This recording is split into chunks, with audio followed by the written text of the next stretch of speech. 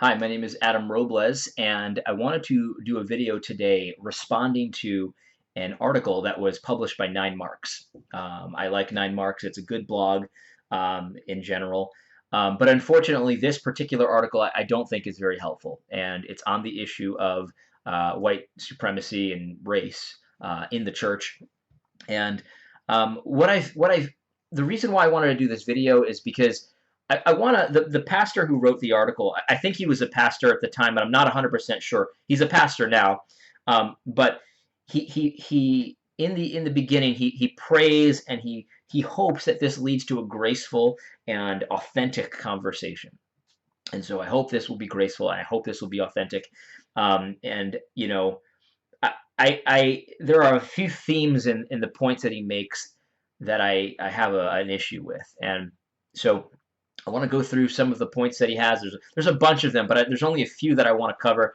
But really, look, white evangelicalism, white supremacy, white church, these are terms that are being thrown around a lot, right?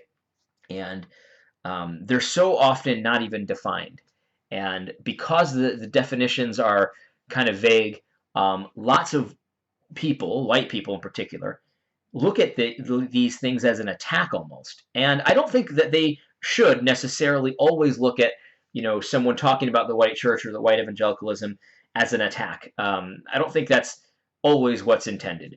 But sometimes it does certainly seem to me as a non-white as an attack. And so I want to talk about some of these points because there's some accusations made in this article that are pretty outrageous and not really backed up by evidence.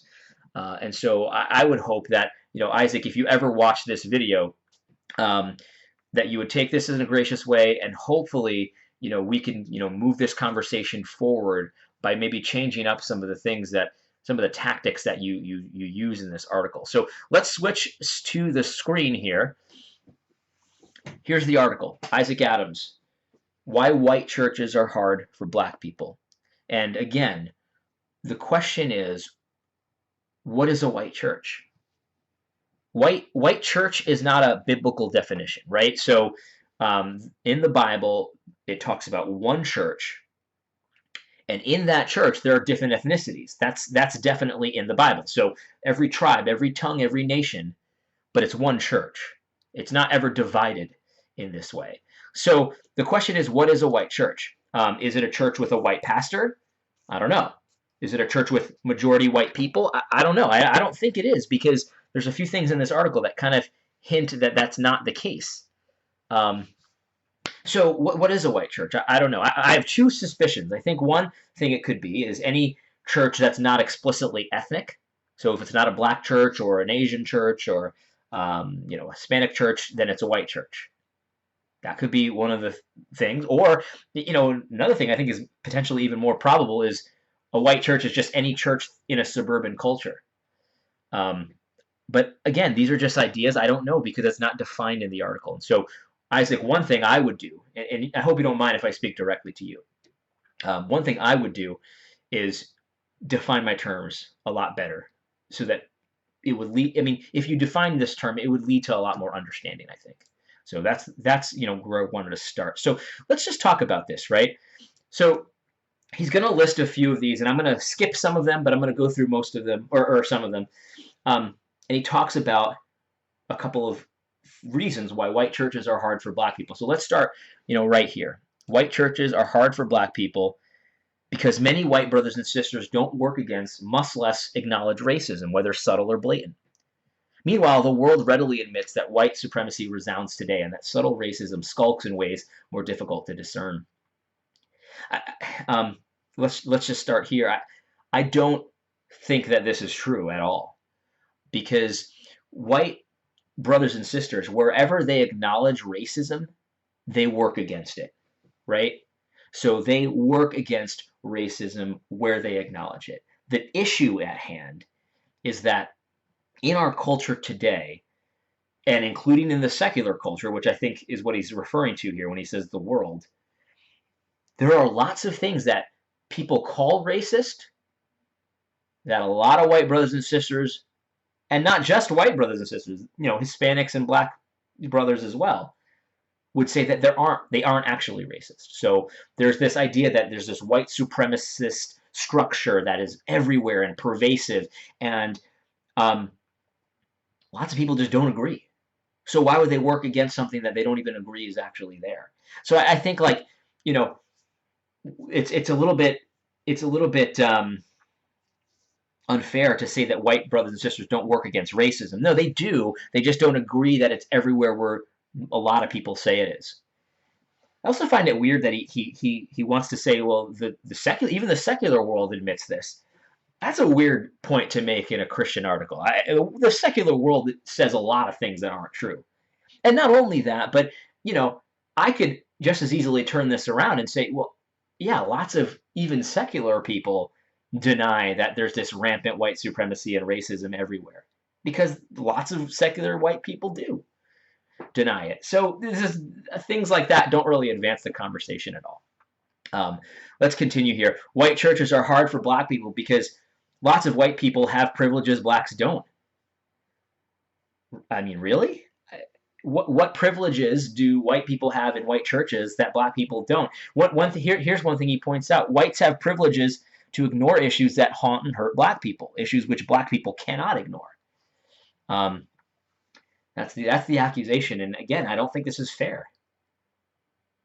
Do white people ignore issues that they think are really issues? No. No, white people don't ignore issues that they think are really issues. You know, one perfect example is abortion, right? The abortion issue hurts blacks and brown people more, you know, at a higher rate than white people. And white evangelicalism does not ignore that issue, right? Because they see it as an issue. But what I think Isaac is saying here is that they ignore the issues that they don't think are issues. And why wouldn't they? If they don't think that there's a rampant white supremacist structure in the United States, why would they spend time worrying about it? Right? So again, like, this kind of assumes a lot. It assumes that there's assumes that all of the issues that black people care about are all real. And I'm not saying that none of them are real. I'm just saying that, you know, white churches, I guess, if we're going to use that term, they care about the issues that they think are real issues, right?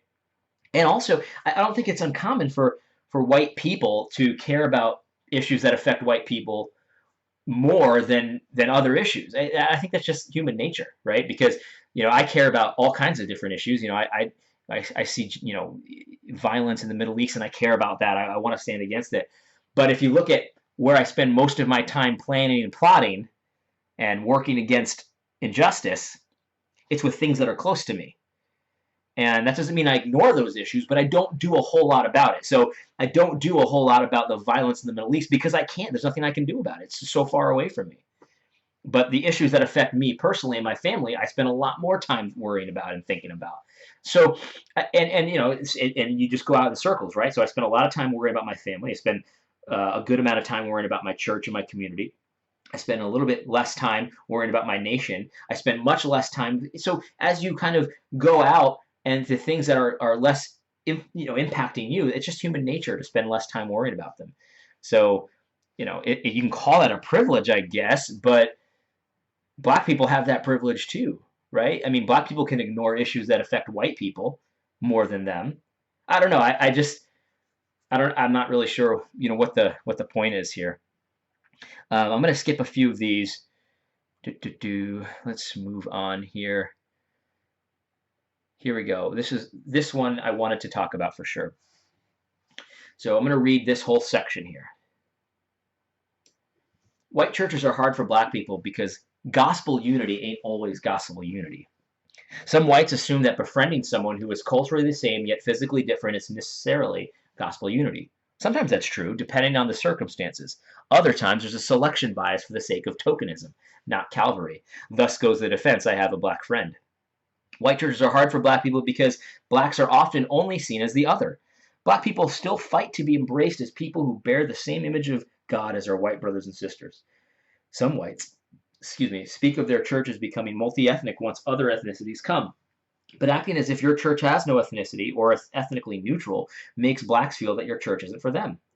Vanilla is the flavor of ice cream, like the others. Many people try to fix this by being colorblind, which they equate to racial reconciliation. They think that they're ministering by not seeing the brother so-and-so as their black friend, but only as their friend. But that ignores realities that are both God-ordained and good. You can read more about colorblindness here. Um, I I have to be honest, Isaac, I feel bad for white people sometimes. I really do. Because they're put in impossible situations, right? Impossible. And I think, Isaac, you've unfortunately done that here. Because on the one hand, you say here that sometimes white people have black friends just so that they can say they have a black friend. There's a tokenism going on there. And then in the next paragraph, you say if sometimes white people only want to talk about their friend, not their black friend, ignoring their God-ordained ethnicity, and that's bad. So their colorblindness is bad, but at the same time, tokenism is bad. And I'm struggling to respond to this. How do you know when you're taken as a friend of a white person? I guess you could say it that way. I don't really understand. These are terms I don't even think of in. But when you have a black friend, how do they know that you're doing it just to have a token black friend? Right? Or on the other hand, when they address you as just their friend, but not their black friend, like how do you know that they're ignoring your ethnicity? They're not acknowledging it. Like I just can't imagine going through life thinking in this way. Like I've had, I had an Asian friend once. I've only had like one or two in college. And when I think about my Asian friend, the first thing I don't think about is how Asian he was, right? Obviously, I'm not stupid. When I think of him in my head, I see an Asian man and I see my friend, right? And I know that he's Asian. I don't ignore that, but at the same time, I'm not thinking about his Asianness. I'm thinking about the fun that we had together and the things we did and all these things. I don't understand this obsession with the ethnicity of your friends. And I feel bad for white people because it's like, okay, so what are they supposed to do? Supposed to talk about their black friend or not? Because these two paragraphs are very contradictory. If they say I have a black friend, then that's tokenism, and that's wrong. If they just say that you're my friend and not my black friend, then you're ignoring and not acknowledging my ethnicity. Like, what is a white person supposed to do? I just don't get it. I just don't get it. And I just don't get why Christians are thinking in these terms, right? Because I have friends of all different colors, and I acknowledge their ethnicity. I don't think about it obsessively, but I just don't see. Again, I just don't think in these terms. And then as far as colorblindness, that's another thing. Like white people only say they're colorblind because it's a shorthand of saying I don't judge you based on your ethnicity, right? They only say that so that it's a shorthand for saying I'm not racist. Of course they see that your skin is black or brown or Asian or whatever. They see it, and it's not that they're ignoring it, and it's not that they're not affirming it, but they want people to know they're not racist because they're constantly called racist. Again, this I feel bad for white people, man. I do, because you're kind of messed up whichever way you go. Say you have a black friend, say you don't have a black. I don't know. What is it supposed to do? And that's another thing about this article. It's like there's all these complaints and these accusations, but there's no solutions. I don't know. Anyway, this one got me. White churches are hard for black people because the hall of faith seems whitewashed. And then the example Isaac uses, is so interesting. The theological, historical narrative passed on in white churches and white seminaries often only speaks of white theologians and heroes of the faith. Can we please remember that Augustine was from Africa and spoke of pervasive depravity long before Calvin? Wow. Wow. I don't understand. First of all, what is a white seminary? Right? I don't know. I mean, I know white seminaries existed in the past where they didn't let black people in, and that was wrong, and that was racist. But what are those seminaries now? Can you point me to one white seminary that doesn't allow black people anymore? And if you can, I will denounce it. But the example is so interesting, right? Can we please remember that Augustine was from Africa and spoke of a pervasive depravity long before Calvin? Everybody knows that Augustine was from Africa. And that's not true. Not everybody knows that. But nobody hides it. I remember the first time I learned about Augustine, I knew he was from North Africa. And it didn't matter to me. You know what I mean? Like, the people who don't know that Augustine was from Africa, do you really think that if they did, they'd be like, yeah, but I can't learn from a non-white? Nobody's hiding the fact that Augustine was from Africa. I mean, and if they are, give me a specific example. Because I knew about Augustine from very early on in my conversion, and I also knew that he was from Africa, and I also knew that he came up with a lot of, the foundations of Calvinism a long time before Calvin. So, I mean, I guess maybe I didn't go to a white church. I don't know. But I have a hard time thinking that people are hiding the fact that Augustine is from Africa, and they're whitewashing that. I just don't understand. He also continues, he says, can we please hear of faithful black preachers in history and hear them quoted in sermons too? Man, Isaac, do you go through a sermon, when you listen to a sermon, wondering what the ethnicity is of the people that he's quoting? Brother, I think you're focusing on the wrong things if that's what you're doing. I may have heard hundreds of black preachers, and I would never know it, because when I hear the quotes, I don't think about what the ethnicity is of the pastor, of the preacher who made the quote. I don't think about that. I don't think hardly anybody thinks about that. Why are you thinking about that? Why does that matter? What matters is the quote and how it applies to the text and how it might apply to your life, right? So, maybe there's no black preachers being quoted. I've heard black preachers being quoted. I mean, because I know them, right? Like, I've heard Vadi Bakum quoted, and I know he's black. It doesn't matter to me. I don't know. I can't even put myself in that mindset. I just don't get it. And maybe I have privilege. I don't know. I mean, is there a Hispanic privilege, a Puerto Rican privilege? I don't know. Can we please say the American church has not been persecuted when the black church has known extreme persecution, Charleston and arson being the most recent exhibitions? I think this is just a mistake of terms, right? Because most people, when they think of church persecution, Christian persecution, they think about a systematic, policy of oppressing the Christian church because they're Christians. They don't just think about random violence.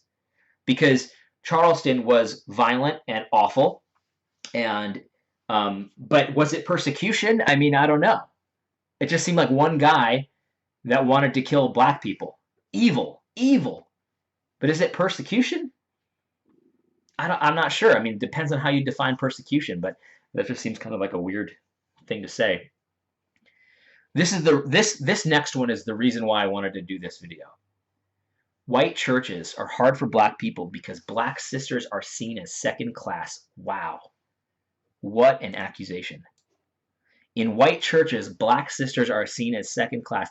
That is quite an accusation, and that would need some serious evidence before I would accept it. And that's a biblical principle, by the way. I'm not accepting any charges against an elder or against a church unless there's witnesses, right? That just is standard for evidence. And here's his example. Isaac, this is brother, this is a weird example. Here's his example. Perhaps no one is passed over more than black sisters in white churches.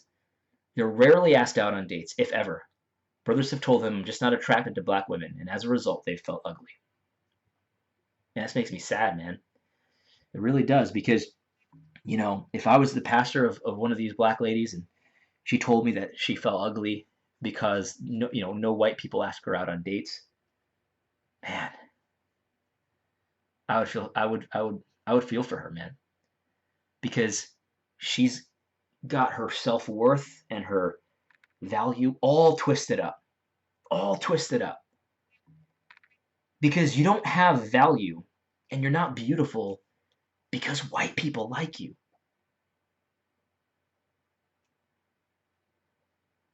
You have value because you're made in the image of God. You have value because Christ died for your sins. That's why you're beautiful. That's why you have worth. That's why you have value. And you need to internalize that. Because if I don't doubt that black sisters have felt ugly because of this reason. I don't doubt it, you know? But they shouldn't. They shouldn't. And to say that this is an example of black sisters seen as second class, man, I'm sorry. This doesn't make sense. Remember I asked a black girl out on a date once, and I thought she was very pretty. I thought she was very nice. We got along great. And she told me no. She said no. Very nice about it. And I didn't ask questions as to why. But I'm pretty sure. I mean, I looked at her Facebook. I saw her dating history, and I'm pretty sure she said no because I wasn't black. I think she only dated black people. Now, was that sister telling me that I was second class? No. Not at all. Not at all. She just didn't want to date me. It never even crossed my mind that she was saying, by not saying no to my offer of a date, that she was saying I was second class or that I was ugly. Never crossed my mind. So, this is a sad thing, man. Like, if black sisters are feeling ugly because of this, that sucks. But man, that's a theological problem. That's a spiritual problem. That's not these white guys' problem. Because this makes it seem like if you're not attracted to black women, then you're racist. That's just not the case. That's just not the case. I can't tell people who to be attracted to. I just can't. And so, I feel sad about this, to hear this, but I don't think it proves what Pastor Isaac thinks it proves, because this right here is quite an accusation, and I don't accept it. I don't accept it until I have evidence of it. Show me a white church that treats black sisters like second-class citizens, and I will condemn that church. And I will take them to the scriptures and show them why it's wrong. But this situation, that's not it. So, that's the reason why I wanted to do it. Now, this one was the most interesting. White churches are hard for black people because it's easy to be black and lonely in a white church. Some whites assume black people in white churches aren't lonely if there are other black people with whom they hang out. But even if there's a ton of black people, one can still feel very lonely. Wow. Wow. Again, this is similar to the most recent one we just did. There's a problem here. And as a pastor, if this was going on in my church, I'd be happy to know that this is a problem so that we can do something about it. But as the author says, he's talking about being black and lonely in a church that has tons of black people. So first of all, is that even a white church? I don't know, because he doesn't define it. But it sounds to me like it's not the fact that it's a white church's problem that this black man is having. Because he's saying in this article, there's tons of black people in the church, and he still feels lonely. Brother, I felt lonely in a church before. I have. I felt lonely in a church before. A church full of people. I felt lonely. But the problem wasn't because it was a white church. The problem was with me. I wasn't reaching out. Right? People weren't reaching out to me, too. But is it a racist thing? I don't know. Because, again, like, man, I feel for, if someone feels black and lonely in a white church, whatever the white church means, man, that makes me sad. Because you shouldn't feel lonely in church. I felt lonely in church, and I shouldn't have felt lonely in church. That's a problem. We need to do something about it. But is it a racial problem? So, that's the end of this. I just wanted to do that video, and I hope that it didn't come across too aggressive. I hope it came across gracious and intending to move the conversation forward. But Isaac, again, if you watch this, please hear my heart, man. I don't deny that you feel these ways. I don't deny that other people you've talked to have felt these ways before. But I want to solve the issue, right? And I don't think that blaming the white church for all of these problems is appropriate. Maybe they might be responsible for some of them. I don't know, because you haven't really defined what a white church is. But brother, man, there are solutions to these issues. There are biblical, theological solutions, and a lot of them start with repentance. And so, um, brother, thanks for writing the article. I hope that this can move the conversation forward. God bless you, man. I'm praying for you. Take care.